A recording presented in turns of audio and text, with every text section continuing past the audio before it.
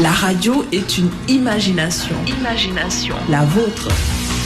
Bienvenue sur iRadio 90.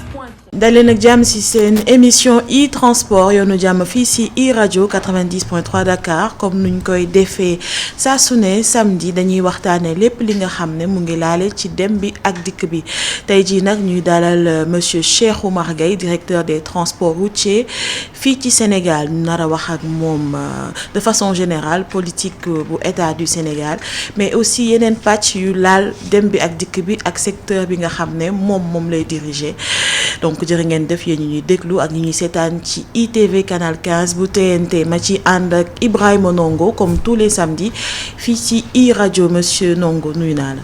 Sama maa ngi lay nuyu di nuyu auditeurs yi nga xamante ne ñoo ñuy déglu ci iRadio ak ITV di nuyu suñu invité bi waaw. monsieur Gueye ñu ngi lay nuyu di la dalal ci e-transport yoonu jàmm. asalaamaaleykum Osama man ñu ngi leen di nuyu di leen fay. di nuyu mon grand frère Ibrahima Ndongo di nuyu auditeur ak téléspectateur yu rajo ak ITV. D'accord donc yéen ñu ñuy déglu également ci émission bi ngeen bokk mën ngeen ñu woo ci 88 628 38 38 participer mais également poser seen question première question bi nag dañ koy adresser monsieur le directeur des transports routiers monsieur Gueye wàllum politique bu état du Sénégal ci wàllum transport soo ñu ko mënee rek dëxëñal très rapidement avant ñuy gën a suubu ci waxtaan bi. voilà jërëjëf Osama alors bu ñuy wax wàllu politique transport état du Sénégal dafa làmb lu bëri. parce que boo tuddee transport di nga tudd infrastructure boo tuddee transport di nga tudd service de transport boo tuddee transport di nga tudd gouvernance alors ci wàllu infrastructure gis nga li ñu jot liggéey ci réew mi ci wàllu yoon. boo xoolee ci réseau routier bi réseau routier classé bi ñu ngi ci près de 80% de routes en bon en tout cas moyen état boo xoolee route nationale yu mag yëpp daanaka defaraat nañ leen loolu moo waral sax sur le programme d'entretien routier sax ñu ci consacré at bu jot lu toll ci 60 milliards rien que pour defaraat.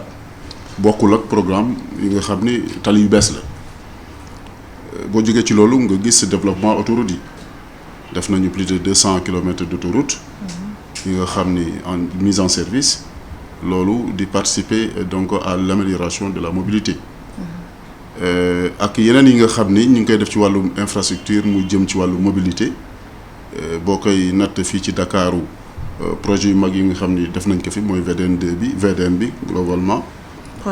prolongement beeg yooyu nga jël yeneen axes yi nga xam ni daanaka ak ay donc on va dire infrastructure de franchissement moom lay wax ay pont ak ay autopont yu ñu demee nga xam ni kon politique infrastructure Sénégal am na luñ ci liggéey naam dina des waaye am na luñ ci liggéey lu bare boo jëmee nag ci service de transport yi aussi mën nañ ci wax lu bare bu ci jiitu bi mooy état parc automobile bi ñaari mbir lañ ko mën a adressé benn bi mooy renouveler parc parce que ay yoon nag gis nañu surtout transport public yi âge moyen véhicule yi dafa avancé trop dem ba presque 30 ans d'âge loolu am ay conséquences wala ñuy wax ay externalités négatives demoon na sax ba externalités négatives yooyu boole kaak wàllu mobilité bi xaymoon nañ ci at yi ci gannaaw ci 100 milliards de pertes pour économie sénégalaise moo waral donc ñu teg depuis quelques années des programmes de renouvellement du parc ñu commencé que ci urbain bi mooy aftu yi ngay gis.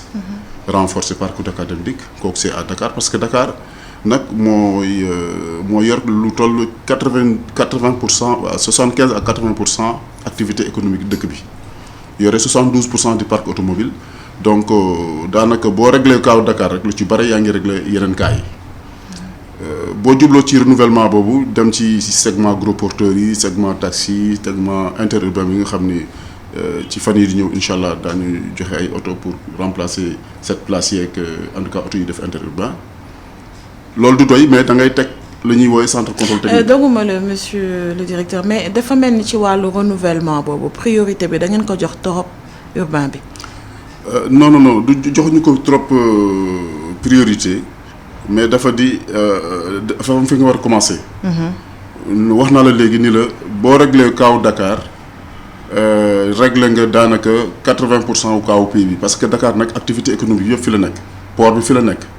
su dem ak dikk bi doxul biir Dakar activité économique pays bi yëpp daf siy ressentir. mais port bi fii la nekk mais des fois marchandises dañuy jóge port di dugg ci biir réew mi. waaw moom laa wax ni. mais ay gros porteurs ñoo koy jàllale. léegi port boobu bu fekkente ni marchandises yooyu ñuy génnee ci port bi di ko yóbbu biir ci bitim ci biir réew mi.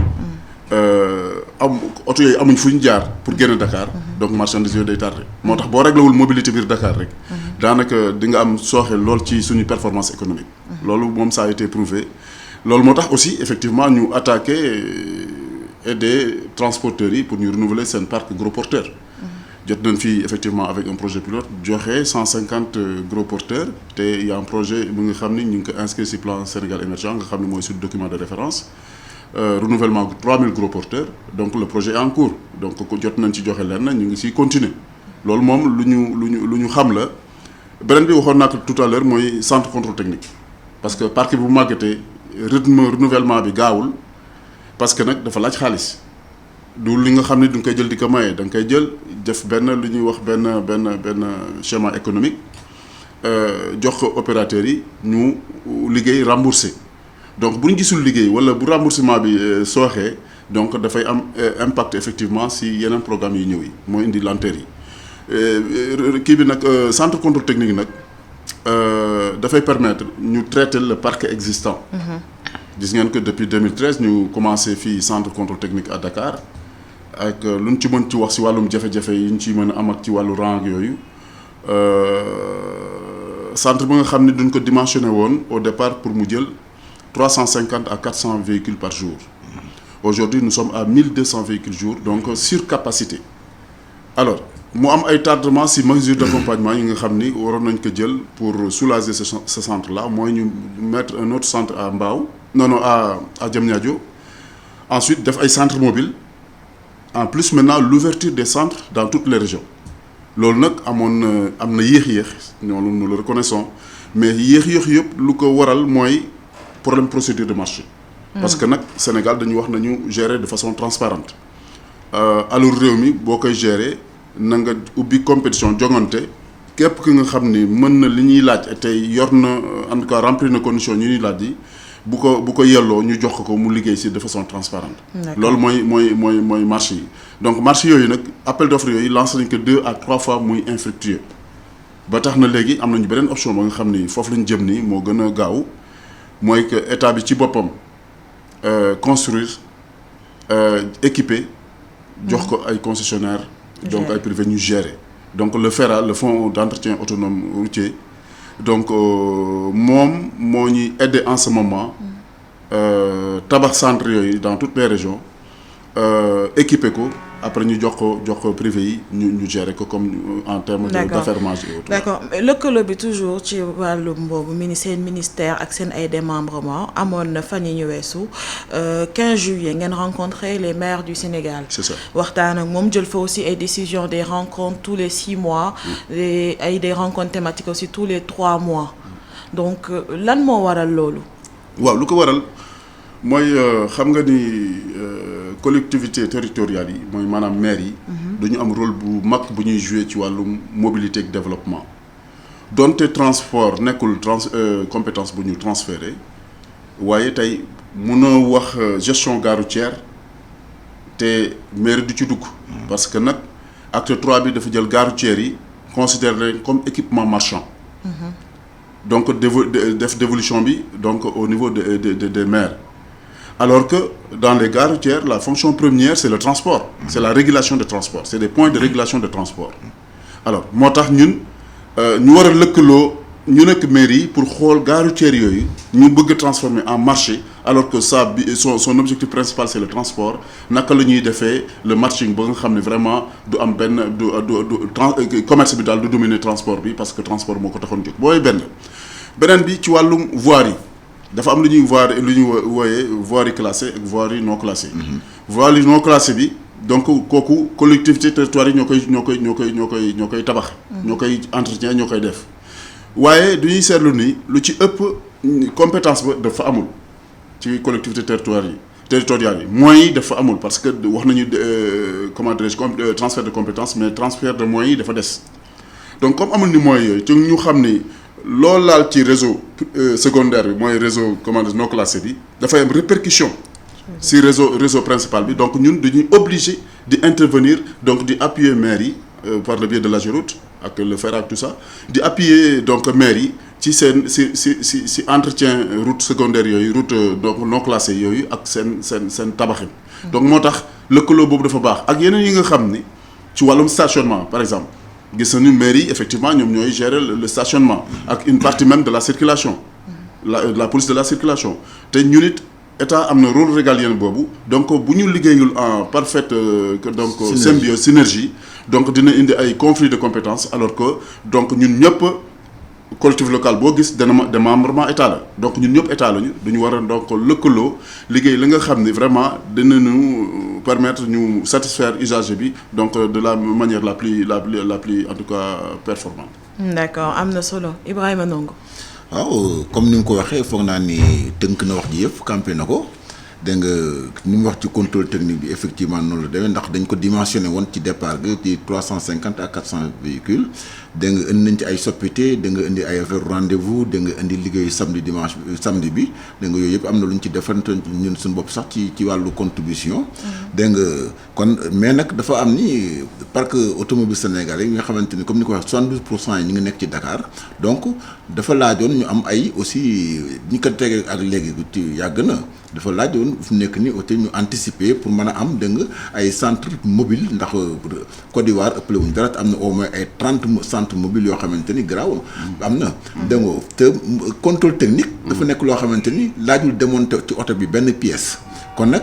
ñi nga xamante ne ñoo nekk par exemple ay jeunes diplômés yu nekk ay lycée de la Fosse ak ay polytechnique de Dakar mais wax dëgg yàlla war nañu am foofu ay opportunité de travail di liggéey xam naa ne yooyu ñu ngi ciy liggéey mais nag dafa extérieur dañ ko concrétiser gul.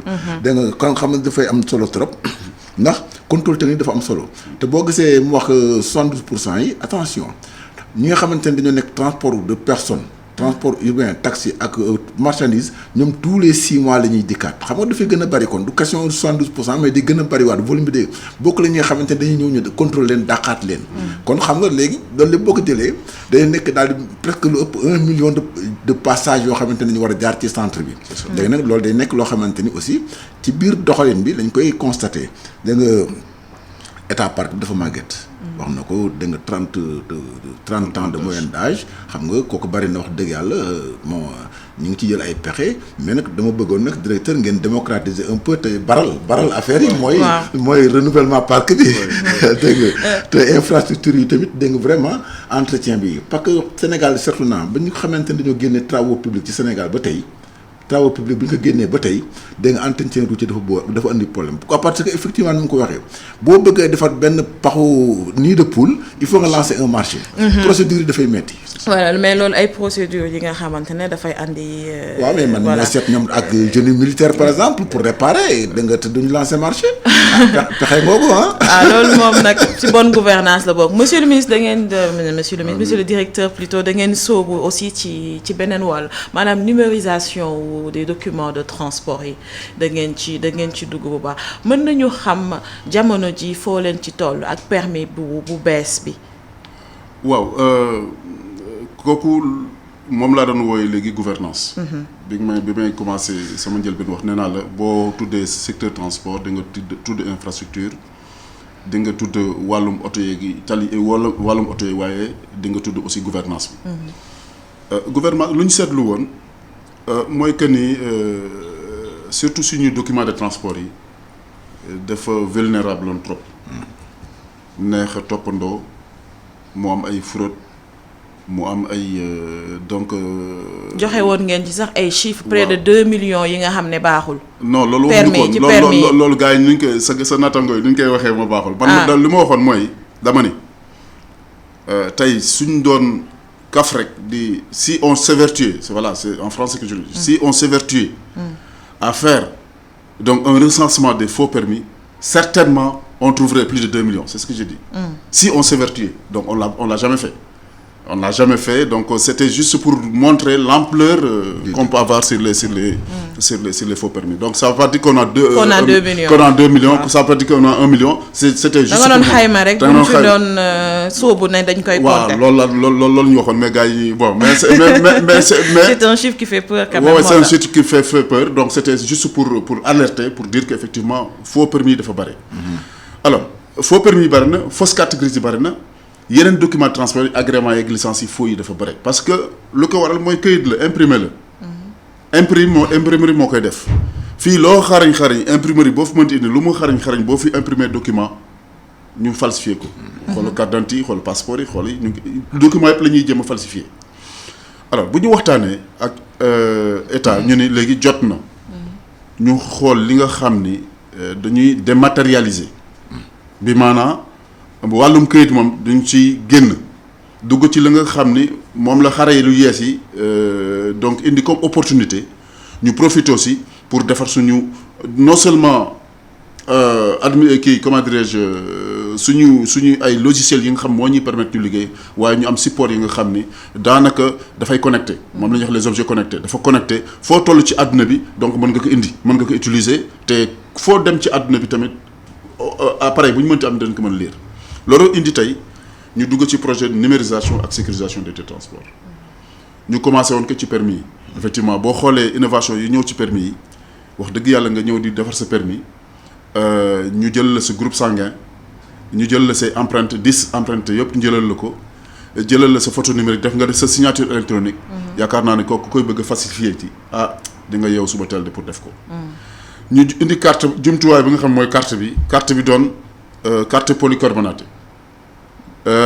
te thermoplace bi boo ko déggee duñ ko càmbar ci wàllum jaww ak lépp c'est-à-dire que bu seddee carte bi du damm bu naajee mu tàng ak mu donc si changement climatique yëpp donc la carte bi da ciy résister pendant 10 ans ñu garanti que pendant 10 ans ci biir carte boobu ñu def ci benn puce lu ñuy woowee puce multi applicative puce boobu tey document yi la permettre woon yow tey nga indi ko pour ñu defal le permis ñu ngi ko def ci biir puce bi say empreinte mi ci biir puce bi ak yeneen mbir yi nga xam ne ay yeneen application yi nga xam ne ñu ngi koy développé mooy wàlla lu mel ni la gestion des infractions tey donc les comment dire les forces de défense et de sécurité ñu nekk ci tali bi préposé au contrôle routier ñoom bu ñu ñëwee du leen jox ay appareil jox nañ leen ay tablettes gis ngeen récemment ñu dem à la police ak à la gendarmerie jox leen matériel bi ginnaaw bi ñu ko joxee njiitum réew mi ba pare donc en conseil de sécurité man mi maa demoon ak ministre bi yàggul ça fait juste 1 mois et quelques ñu jox ko police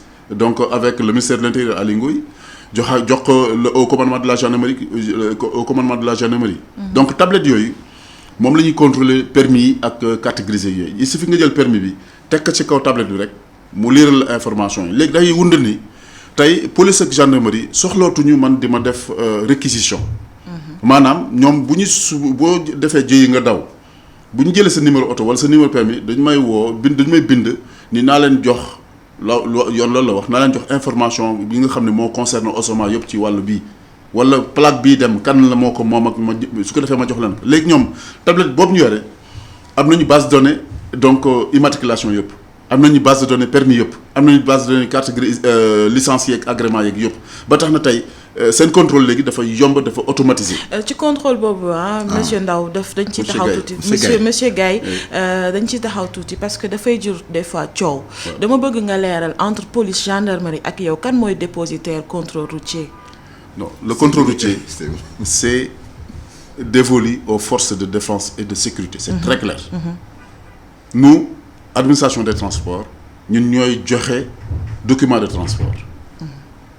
bu ñu ko joxee ba pare contrôle routier loi moo ko sant police gendarmerie ak force corps habillé yi ñuy def le contrôle routier néanmoins ñun aussi yoon may nañ ñu appuyer au contrôle routier par nos agents assermentés tey suñu agent man mii tey mën naa génn fii defal le contrôle parce que je suis assermenté donc suñu agent assermenté yi aussi mën nañu appuyer les forces de défense et de sécurité pour faire le contrôle routier donc tey civil la su ma ñëwoon def contrôle routier j'ai besoin de l'appui de la police wala de la gendarmerie pour que vraiment ñu aider ma parce que boo solul tenue dañuy wax ni voilà mooy loolu donc contrôle routier c'est dévolu à la police à la gendarmerie donc aux forces de défense et de sécurité moom loolu mooy seen rôle ñun suñu rôle mooy ñu def l'administration mooy ñu joxe documents yi léegi ñoom seen rôle moom mooy def le contrôle dans tous les domaines comprendre li am ak li nga leen di fournir ko fa ñoom ñu nekk ci tali bi voilà donc c'est ça je reviens maintenant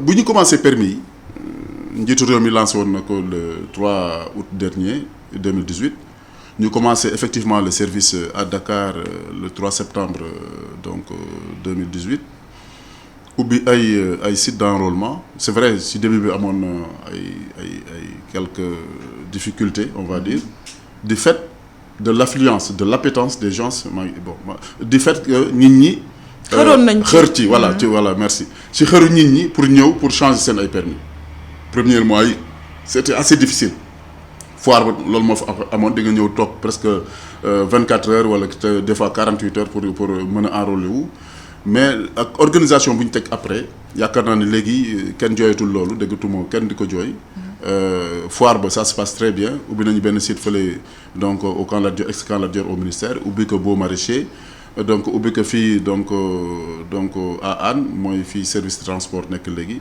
pour permettre vraiment sénégalais yi ñu mën a ñëw changer seen permis waaye lu ñu seetlu ba ñu door rek léegi avec un objectif de 1 million de permis 1 million de permis à changer ñu ngi si 300 000 permis 300 000 permis presque 25% on va dire permis la ñu changé gum alors que le chef de l'État njiitu réew bi dafa xaatimoon décret ni fixé na période de remplacement permis yi ci 1 an à compter donc du 3 septembre 2018 donc ça veut dire que le 3 septembre 2019 remplacement bi day jeex remplacement bi jeex mooy lan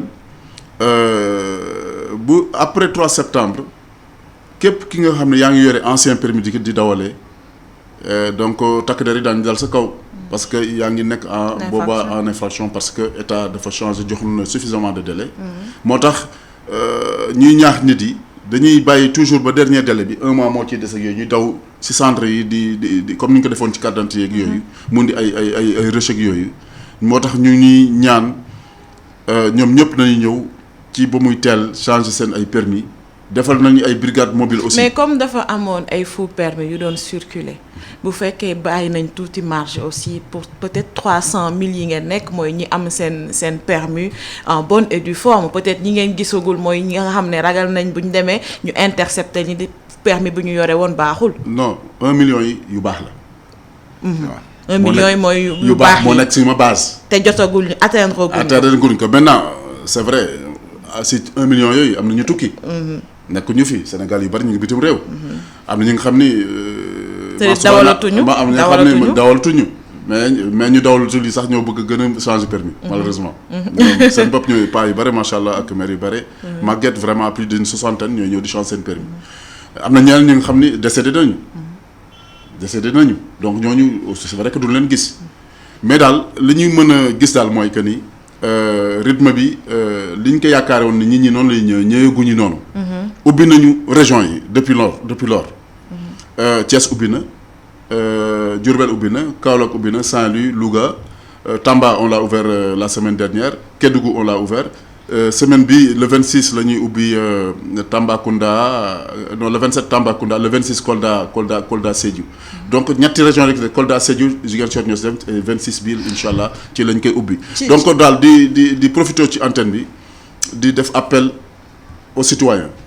ñu ñëw vraiment changer seen ay documents de transport yombal nañ ko am nañu ay dispositifs mobiles wax nañu structures yi nga xam ne am nañu plus de 100 détenteurs de permis et plus bu ñu bindee ñun mën nañu déplacer dem ba seen fekk leen ba seen entreprise defal leen enrôlement lépp pour gën a yombal def nañ ko ñu bari fii fu mu toll nii nga xam ne vraiment disposition yëpp am nañ ko pour vraiment rendre très facile donc l'accès à l'enrôlement des permis de conduire. d'accord ci région yooyu nga mujjee dañuy dañuy gis des fois ci yenn corridors yi Dakar Bamako nit ñi di plaindre naan dafa am ay raquettes ak yu mel noonu dañuy am problème ci yoon bi monsieur le directeur te xam nañ dañoo bokk ci le règlement 14. pourquoi ñuy am jafe-jafe yooyu. yenn transporteurs sénégalais yi. waaw démb dama tenir benn réunion. parce que nag surtout ci corridor Dakar Bamako dafa am benn comité bu ñëwee comité national de facilitation nga xam ni man la ñu def présidence bi maa géré présidence bi police bokk na ci gendarmerie bokk na ci douane bokk na ci chambre de commerce eaux et forêt port autonome de Dakar le COSEC donc la direction des routes les transporteurs. comité boobu mooy saytu jafe-jafe yu ñuy am yëpp ci wàllum corridor bi te comité boobu dafa am benn outil bu muy liggéey bu ñuy wax OPA mooy observatoire des pratiques anormales. nga xam ni UEMOA moo ko institué ci corridor yëpp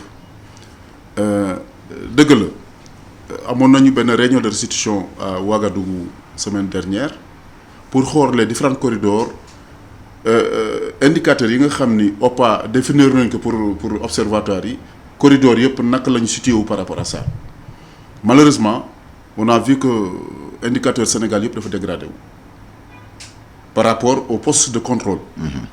parce que ci biir accords yi wala recommandations yi dañu waxoon dëkk bu pays bu nekk na def au maximum 3 postes de contrôle le long du corridor. ëpp na loolu. te on a juxtaposé aussi. am na xam ne yu juxtaposé la police la ñuy boole gendarmerie douane nangam nag pour aux frontières pour vraiment aider gars yi ñu bañ a perte temps parce que temps bi aussi gis nañu dafay jouer ci performance économique bi li ñu xayma li rapports yi wane dem nañ ba plus de en tout cas 20 postes de contrôle du côté Sénégal et plus de 20 postes de contrôle du côté de Mali. Ce qui fait au total plus de 50 postes de contrôle alors qu'on devait avoir 3 mais nag loolu aussi il y a un contexte de 2009 à 2014 corridor Dakar Bamako moo gënoon performant fu ñu toll nii c'est le Bénin ak Burkina ñoom ñoo gën a performant en ce moment seen corridor yi ñoo gën a performant mais li ngeen di lu nit ñi di fàtte di réere mbir mooy contexte d'insécurité bu am sous région bi ak menaces yi nga xam ne ñu ngi koy jot de partout alhamdulilah yàlla ñu sutural ba léegi amaguñ fi benn menace bu sérieuse ba nga xam ne dugg na ci biir Sénégal yal na yéex te yàlla bu mu am. loolu li ko waral mooy taxawaay bi ak lu ñuy renforcer effectivement donc les postes de contrôle parce que gis nañu suñu frontières yi aussi. donc lu ñuy wax frontières yi fi lay lépp di jaar donc boo ko saytuwul boo yokkul say poste de contrôle rek dina am lu muy jouer ci wàllum sécurité maintenant arbitrage la est-ce que suñu performance économique moo ñu war a gën a soxeel nu ñu koy tuddee moo ñu gën a nekk prioritaire que suñu sécurité ou bien c'est suñu sécurité moo gën a prioritaire arbitrage la te état yaakaar naa du fait que moo war a saytu sécurité ñëpp intégrité territoriale bi yëpp moo ko saytu donc moo tax ñu jël option sécurité bien entendu dina am des répercussions effectivement sur le temps de transport donc sur la performance économique du corridor. mais je pense que ñiy jàll foofu sax sécurité bi moo leen gën a ñor moo leen ëppal solo parce que jóge fenn dem fenn ci jaam lañu bëgg mais y a contrôle et contrôle ñoom boo seetee leneen la ñuy gën a ñaawlu foofu. muy des fois dañ leen di sonal di leen laaj jëmee noonu maanaam lu ñuy tuddee raquette bi noonu lu mel genre yooyu la Ibrahima Ndongo ñoom loolu la ñuy jooy mais pas contrôle sécuritaire. oui foofu dinaa fi toll effectivement wax nañ ko devant tout le monde ah. Ils l'ont dit devant le comité ils l'ont dit devant tout le monde maintenant les administrations yi nga xam ni ñoom la ñuy joxoon ci loolu. ñu ngi jël ay dispositions par rapport à ça. gis ngeen fi récemment donc un commandant le général Moussa Fall monté au créneau pour en parler. gis ngeen récemment donc le commissaire Abdoulaye Diop donc directeur de la sécurité di sermonner donc ku si nekk yaa ngi xool sa njaboot parce que aussi du fu nekk rek nga mën a teg un système de contrôle des agents. boo déggee ñu ni wàllum accident yi 93% yi comportement humain.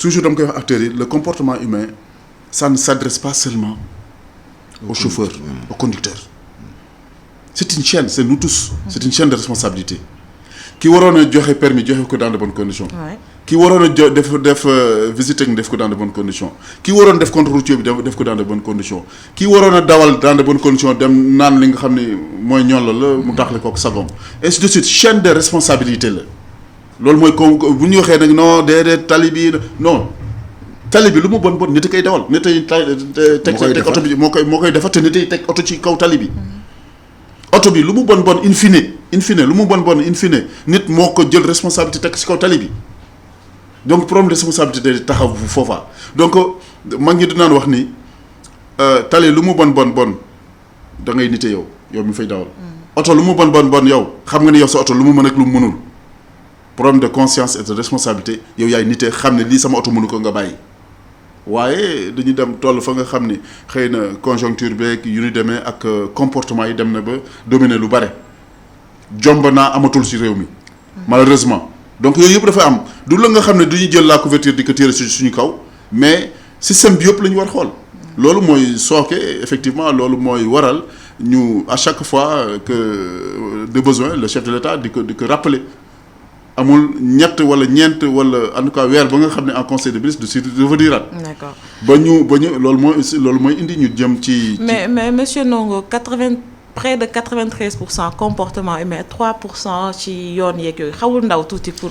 non am na ku nekk ci ligne bi nañ ko jël allo. allo. oui allo. oui salaamaaleykum. maaleykum salaam. ñu ngi leen di ziar bu baax. ñu ngi delloo ziar. man la Mamadou Ndiaye président Résoudre. Mamadou Ndiaye président Résoudre réseau. des usagers de deux roues.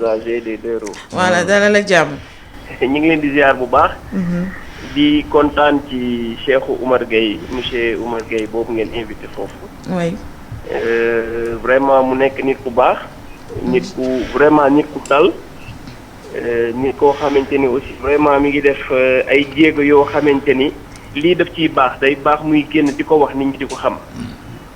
loolu dafa am solo donc Cheikhou ñu ngi lay remercier li ngay def ci Sénégal gis nañ ko. merci mon cher merci. voilà gis nañ ko bu baax di la encourager di ñaan aussi ministre bi mu gën la dooleel parce que tamit nit ki il faut que ñu dooleel la pour nga mën a eggali sa ay mbébét. merci. donc ñu ngi koy remercier bu baax nag di leen ñaan aussi seen mutation gratuite bi nga xamante ni defoon ngeen ko mu manqué woon tuuti sensibilisation ci suñu côté. ñu lay demander pour boole ñu ko mënee deflaat. au moins 6 mois pour ñu mën a nekk en règle. sur toute la ligne. aussi di profiter aussi ci occasion bi di la demander aussi parce que le bureau national les 14 régions et les 45 départements. bëggoon nañ la rencontrer. inchallah bëggoon nañ la rencontrer bind naa ko officiellement adressé ko ministre bi mais amaguñu réponse. voilà vraiment pour ñu xam ne rek ñun ñëpp yéen ñu njabootee aussi am nañ ci ay idées yoo xam ne war nañ ñëw partager ko ak yéen aussi ngeen gën ñu teg ci yoon loolu rek lañ soxla. voilà donc ñu ngi leen di remercier di bàyyi ñeneen ñi mën a dugg donc. merci beaucoup Mamadou Ndiaye bu résoudre waaw résoudre ñoom fii la ñuy utee seen ay audience ci e-transport yoonu jàmm en direct ah. non fii mooy seen mur de lamentation waaw soo ko mayee ma remercier Mamadou vraiment c'est des acteurs yi nga xam ni ñu ngi ñuy jàppale ci liggéey bi. te ñu am solo lañ ci réew mi. parce que tey booy wax wàllum moto Jakarta wala deux roues. ci système bi lañ bokk léegi réalité la ci réew mi réalité ci réew mi looloo tax sax xam na ko ñu ngi liggéey ak ñoom ci benn projet donc changer ces deux roues là indi ay tricycle yi nga xam ni moo gën a ñetti roues moo gën a sécuriser que deux roues. wax na ko tricycle waaw. tricycle yi nga xam ni moom mooy tane deux roues parce que deux roues mën a toog fi génne. te transport ba nga xam ni. mais tricycle yi amul déjà. non tricycle yi. am na déjà fii. ci ñuy dawal. di def transport de marchandises. oui mais transport de personne la wax. transport de personne xam nga amagul. te réglementation bi aussi permettre gu ko. non la réglementation permettre gu ko. transport de marchandises le permettre fi mu toll nii. mais quand même boo jëlee plus de 300 000 wala à plus de 100 000 comment dire moto Jakarta ñi nga xam ni dans toutes les villes pratiquement ñi ngay assurer le transport te mu doon feneen da nga xam ne mënoo ko arrêté nii. loo mën def rek mooy aider leen ñu changer outil de travail. mooy renouveler que am jumtuwaay bi nga xam moo gën a sécurité. parce que si wàllum texte yi ñoom aussi conditions yi leen di teg dafay xaw a difficile ay casque ñu war a am casque pour ki ñuy transporter te casque yi dafa bëri ay références yooyu yàgg nañ ko fi wax fii ci e-transport bëgg naa après ñu ñëw ci pont bascule bi aussi am na ku nekk si ligne bi ñu jël ko allo. allo oui. maaleykum salaam. jàmm ngeen na ngeen def. jàmm rek. barikalla macha allah. yaa ngi si e-transport. waaw e-transport waaw. ñu ngi lay déglu. waaw. allo waaw. waaw dalal ak jàmm ci e-transport monsieur ñu ngi lay déglu. man la Boubacar Mbodj. voilà ex-directeur auto-école. Boubacar Mbodj ex-directeur auto-école. gayeen boobu laa bëggoon poser quelques questions rek. mu ngi lay déglu. voilà xam naa j'espère que jox ngeen ko ci fondé beeg dafa xaw a tardé sax xam naa la doon ndekki. waaw. merci Mbodj. yaa ngeen jëf. donc benn kii rek laa doon bëgg a laaj man je suis ex-directeur d'auto-école. voilà donc. oui. voilà. yow la ñuy déglu sa question monsieur Mbodj. C'était juste pour savoir à propos de centre de formation yi ministre bi proposé woon. oui. parce que ci suñu doléance lay yàggoon na bokk. bon mais la dernière réunion bi ngeen mujjee def avec les auto-écoles. j'avais constaté que ministre bi accepté woon na pour def au moins benn centre de formation. mais jusqu'à présent loolu demagul te c'est important parce que d'autant plus que yéen a ngi jëm ci permis à point. Je pense qu'améliorer la pédagogie des auto-écoles aussi, ce serait une bonne chose pour la bonne circulation. Voilà, parce que formation, quand même, ça reste. Ça se fait sur le temps. Tout à fait. Voilà, les cartes de moniteur aussi, jusqu'à présent, il n'y en a pas, il n'y a pas d'examen de moniteur. Les auto-écoles supulent, ça s'ouvre un peu partout. Et puis, donc, la formation reste à désirer. Donc, je pense que là aussi, war nañ ci mën a jublu si possible. te day feeñ ci tali bi. Voilà. loolu daal mooy suma doléance maa ngi leen di remercier bu baax. merci monsieur Mbodj ñaanal yàlla yokkute. amiin Mbodj. Amiin Mbodj merci très rapidement félicitations et merci aux autres écoles parce que ñoom vraiment c'est des acteurs. ñu ngi def avec les moyens du bord. Voilà centre de formation bi effectivement projet ministre bi la bi ma ñëwee effectivement gis naa secteur bi ni muy doxee ak ci wàllum auto-école yi. ma proposé ñu def benn centre de formation et d'examen moderne à Diamniadio.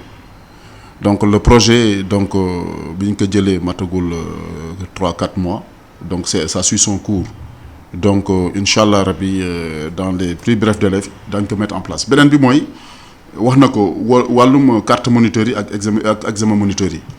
dama koy informer rek ni que la dernière réunion qu'on a tenue avec tous les responsables d'auto-école. Donc moi j'ai décidé d'organiser l'examen des moniteurs en fin octobre. D'ailleurs il y a des notes circulaires qui sont en préparation pour demander donc responsable auto-école yëpp ñu commencer donc fournir tous les éléments parce que nag examen auto-école dafa am moom nu ñu koy tëralee code bi dafa wax ñan ñooy bokk ci examen boobu. donc police ciy bokk gendarmerie ci bokk ñu mel ne Ibrahima Ndongo duñ ciy bokk ñoom ñëpp duñ ci bokk joxe ay sujets donc préparer benn curricula pour l'examen si loolu la ñuy toll nii bu ñu demee ba fin octobre nag ñu organiser examen moniteur bi donc la bonne nouvelle c'est ça donc l'examen des moniteurs aura lieu inchallah en fin octobre. pour que ñu permettre auto-école yi aussi ñu mën a former dans de bonnes conditions. maintenant l'autre innovation nga baal ma rek. mooy toujours ci wàllum auto-école yi fu ñu toll nii ñu ngi. mettre en place benn application audiovisuelle pour que nit yi di jàll di def passage permis surtout la partie théorique dootu ñu nekk devant un examinateur ay machines ñoo leen di interroger ordinateur moo leen di interroger boo ñëwee toog sa ordinateur nga bës benn bouton benn sujet génn aléatoirement nga commencer répondre que ce soit en wolof que ce soit en joola séeréer que ce soit en français arabe donc les langues codifiées su ko defee sur le champ boo paree automatiquement la machine te donne le résultat donc il y aura plus de contact humain te moom xam nañ avancé nañ ci àndal nañ ci seen responsable yi donc pour di ko mettre en œuvre ce projet là yaakaar naa balaa at bi di jeex inchallah rabbi loolu dina nekk en place aussi. donc voilà e-transport mais permettre na leen ñu xam de bonnes nouvelles yooyu par rapport au moniteur d'auto-école ñoom ñu am wàll bu rëy ci transport bi donc dama doon wax ci pont bascule bi charge à l'essieu dafa am contrôle toujours sànq maa ngi la doon wax ni yéen transport urbain bi moom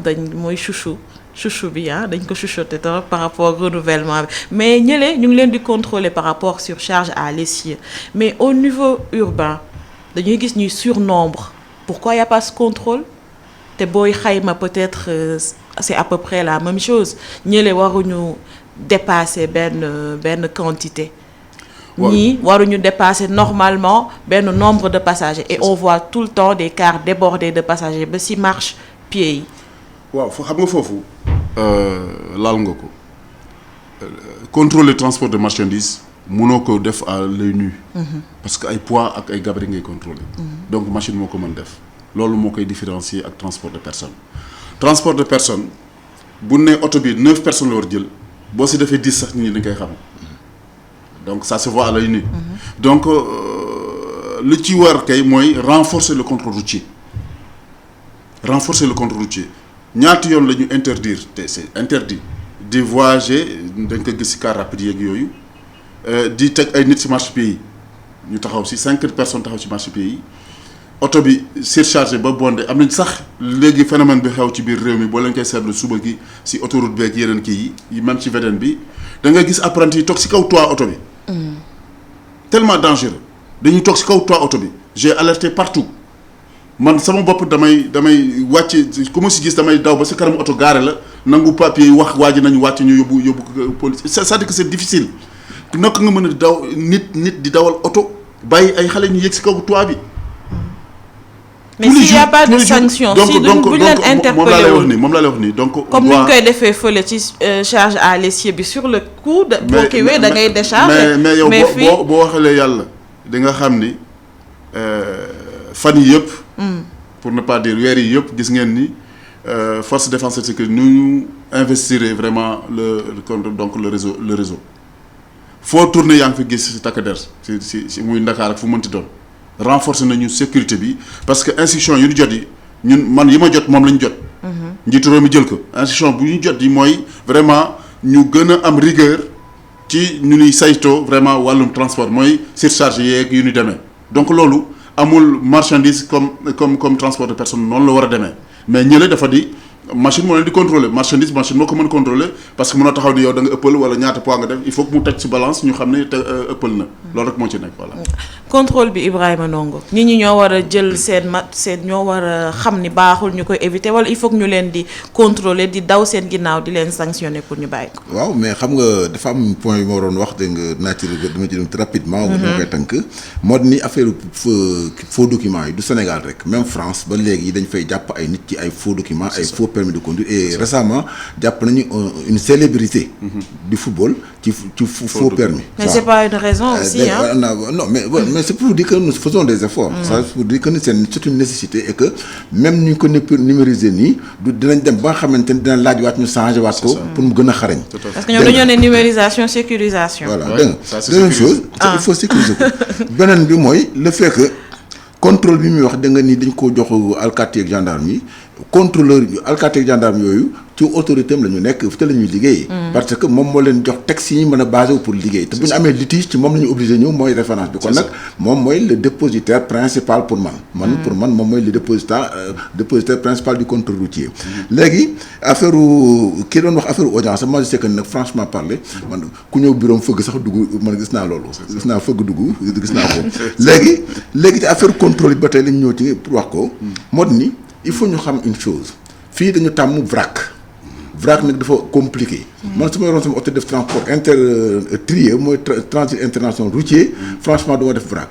conteneur boo ko jëlee fi nga ko jëlee dafa am ko douane bu fay taxaw am bureau de contrôle bu taxaw xam li nga dugal ci biir yëpp mu dugal plomb scellé ko armateur bi defar plomb scellé ko kooku foo mën di ñëw kenn du ko dagg kenn du ko dindi ngay dem si yoon mais bu fekkee da nga xam ceeb kii camion def ci ceeb def ci ciment def ci ay bouteilles gaz yi ñu kii def ci lu nekk mais gis nañ ni wax dëgg yàlla nag contrôle bu amul woon li nga dégg ñu jàpp ko fii ci affaire yi ñool ak yàmbaak yooyu mais musiba naar laay doon am ci réew mi donc ñu xam ni vraiment le contrôle est nécessaire et que ni nga ko waxee ni man tamit surtout dama bëggoon sax même ci biir urbain bi mën nañu ko comprendre un peu parce que à certaines heures Dakar transport pendulaire la.